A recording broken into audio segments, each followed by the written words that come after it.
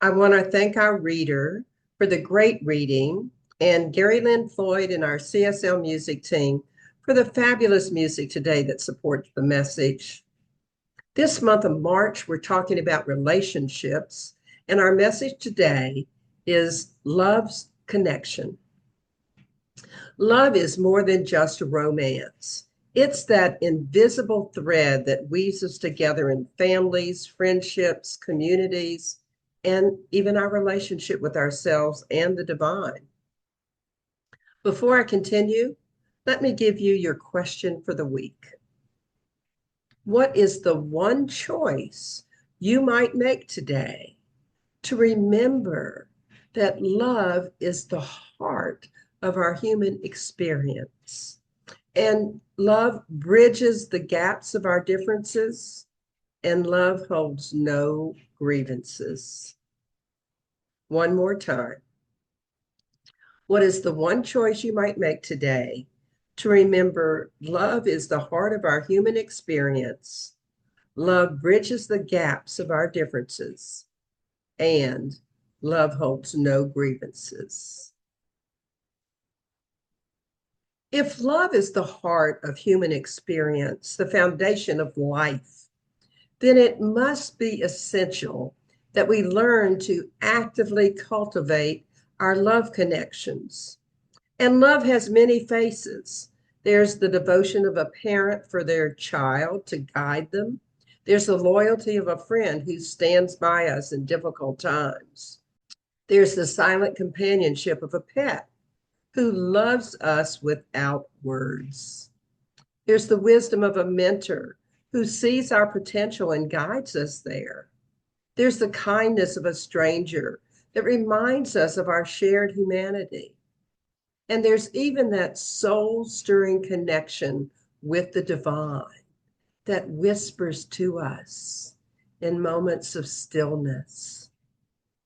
Lao Tzu taught us, love is of all the passions the strongest, for it attacks simultaneously the head, the heart, and the senses.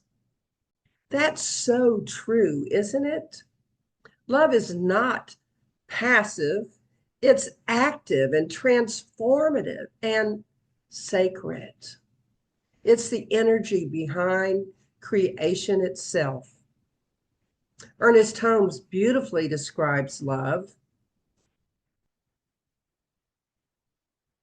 The sole impulse and motivating power of the universe.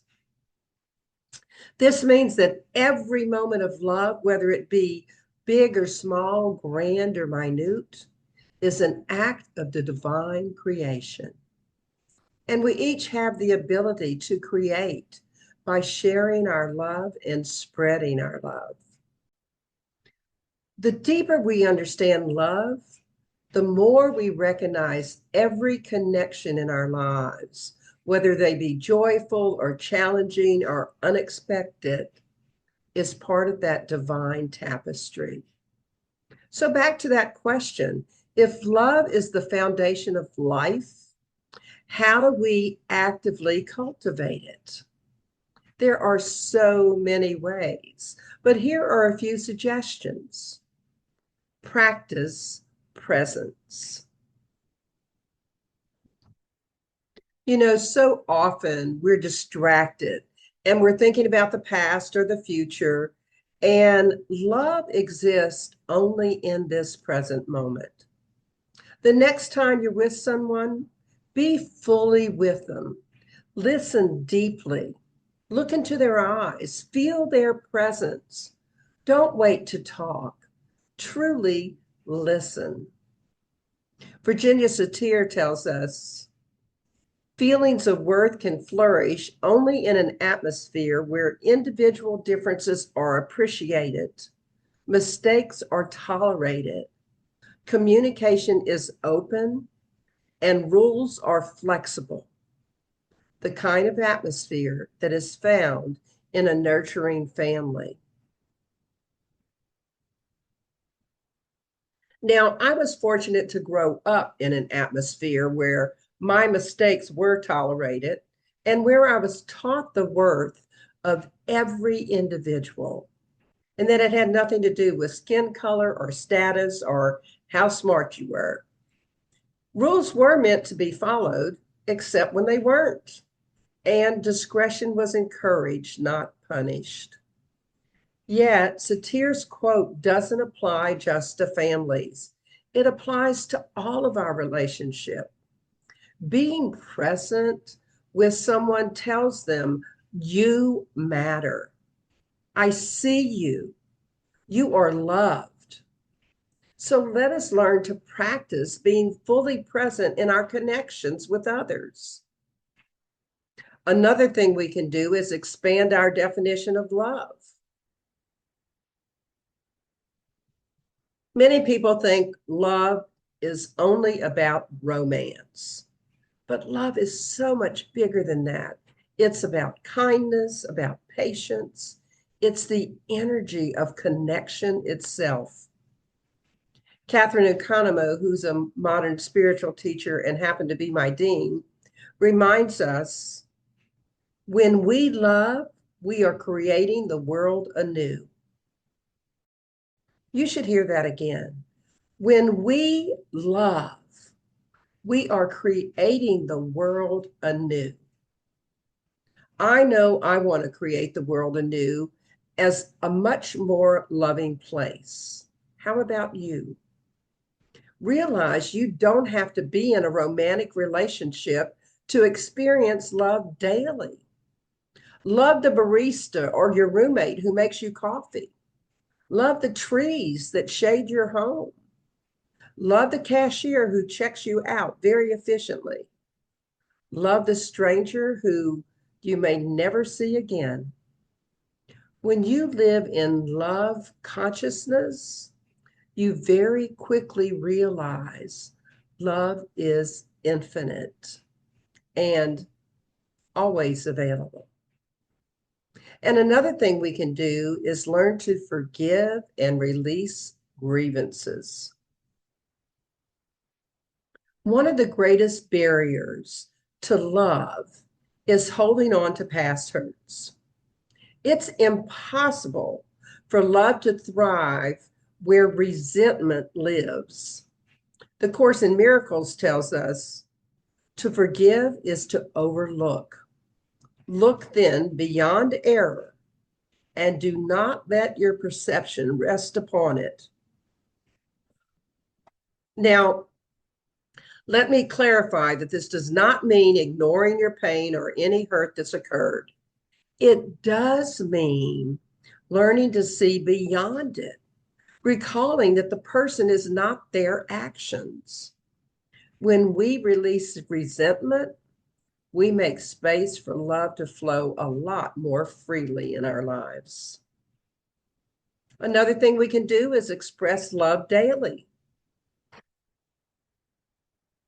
It's easy to assume that people know we love them.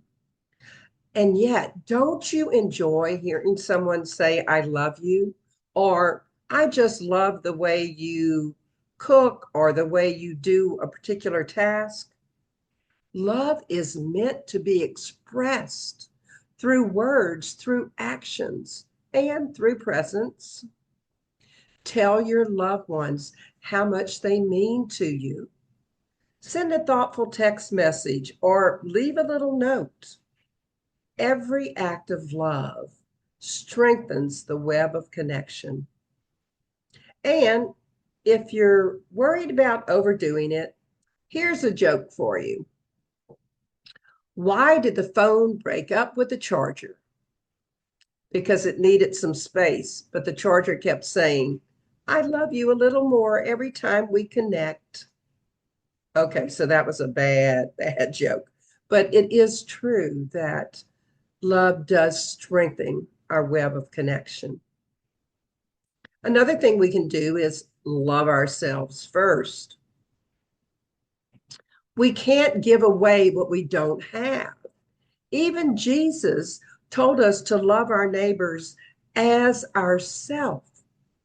If we don't cultivate self-love, our love for others can begin to feel depleted. Maya Angelou reminds us, I don't trust people who don't love themselves and tell me, I love you.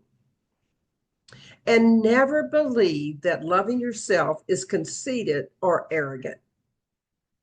You are a child of God, so what's not to love? Self-love means honoring your own spirit, setting boundaries, and trusting yourself with the same kindness that you offer others. It honors your value and your worth. And another thing we can do is see the divine in everyone. How often do we forget that every person we meet is a reflection of the divine? When we start seeing people not just as personalities, but as souls, our capacity to love expands. Ernest Holmes, who is the founder of Science of Mind, tells us this amazing concept. We should learn to love all people, not because we like them, nor even because we know them, but because we see that the reality of their being is spiritual. This is the highest form of love, the love that recognizes we are all connected, we are all one, a love that bridges the gaps of our differences. And a love that bridges those gaps is a love which is not just an emotion. It's the very fabric of our existence. It's the force that moves the universe. It's the essence of who we are. And it's that sacred thread that binds us together. The Course in Miracles reminds us, love holds no grievances. This means that love is pure and expansive and inclusive, and it does not separate, it unites. Catherine Economou also wrote about love. Love is the work we do when we choose to see beyond our differences. We're all different, different backgrounds, different beliefs, different personalities, but love bridges those gaps. It's what turns a house into a home. It's how a stranger becomes a friend. And it's how we help conflict and turn it into understanding. And in the spirit of love bringing us together, have you ever noticed sometimes love connections show up in ways that you least expect?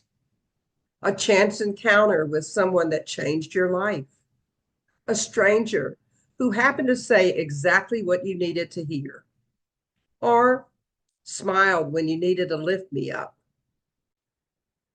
Then there's the friend who gave you a hug just when you were feeling really lonely, or a pet who showed you unconditional love when you came home from a difficult day. I love how our pets have mastered unconditional love for us. And then there's the fellow journeyers who helped you with your bags or opened a door for you when your hands were full. A stranger who shows up just in the time of need. Remember our story from the reading today, the dad who thought he was helping a stranger and it turned out to be his own daughter? We never know the impact our acts of kindness and love might have on our own lives. And I also know that laughter helps us to be more loving. So here's another joke, probably another groaner, but that's okay. Why do relationships thrive like well-kept gardens? Because love is like a good plant.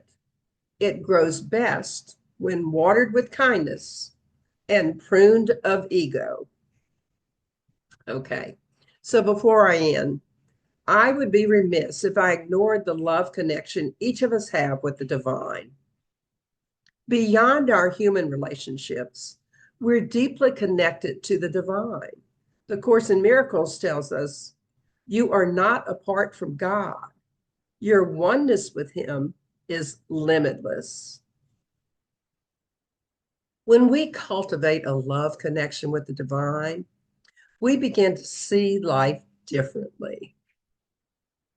Challenges become lessons, people become mirrors, and love becomes a guiding force.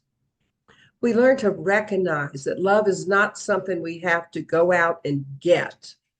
It's something that we realize already flows through us. Ernest Holmes echoed this in another of his definitions of love. Love is the self-givingness of spirit through the desire of life to express itself in terms of creation. So whether you're sharing a meal with a family, laughing with a friend, or comforting somebody that's in pain, you are an expression of that divine love. So let us each make love connections a daily practice. Maya Angelou, with her endless wisdom, reminds us, I've learned that people will forget what you said, people will forget what you did, but people will never forget how you made them feel. Those words are so impactful because I know it's true for me. How people make me feel is what connects or disconnects me from them. And I want to spend more time with those people who bring joy and love into my life. Don't you? So today, let's commit to strengthening our love connections, remembering that it's not a feeling, it's a daily practice. So call someone just to say you appreciate them. Smile at a stranger. Be patient with someone who's struggling. Commit to being more present to your conversations. Forgive more freely. Express your love more openly. And remember to see the divine spark in everyone you meet. Because no matter how life twists and turns, one thing always remains true. We are connected by love.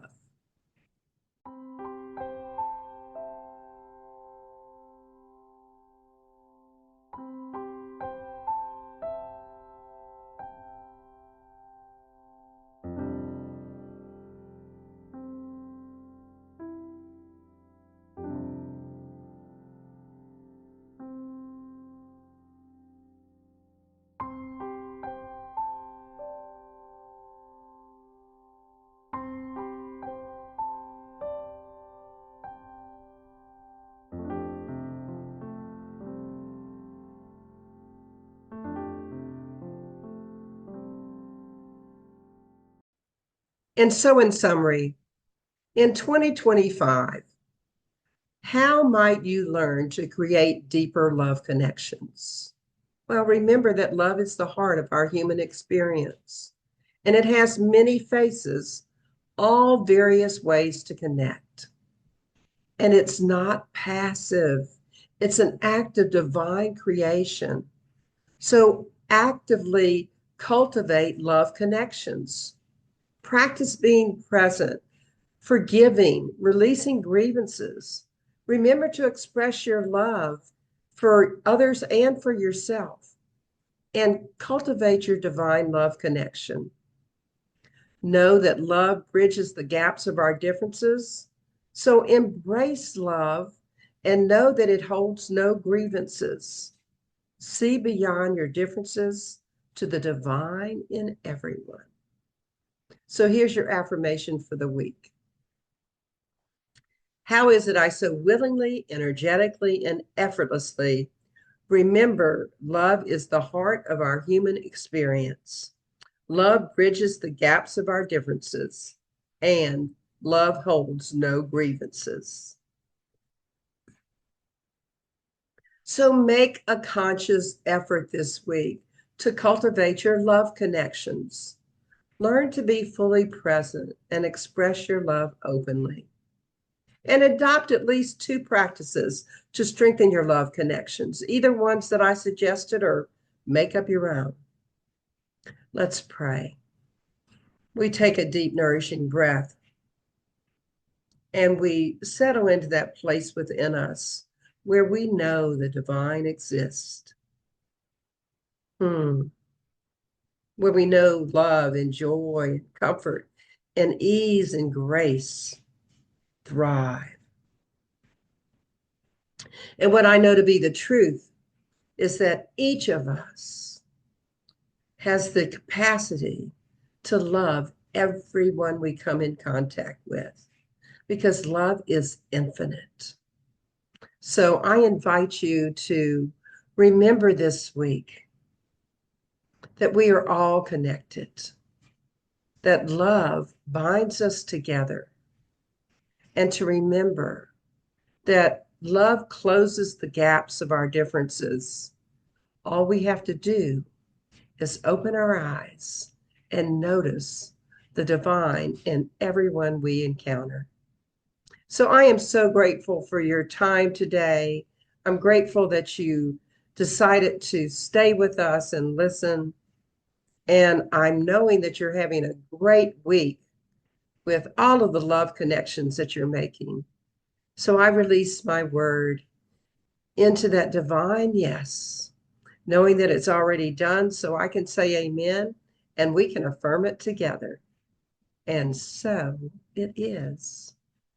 And I want to thank everyone who continues to donate to our community.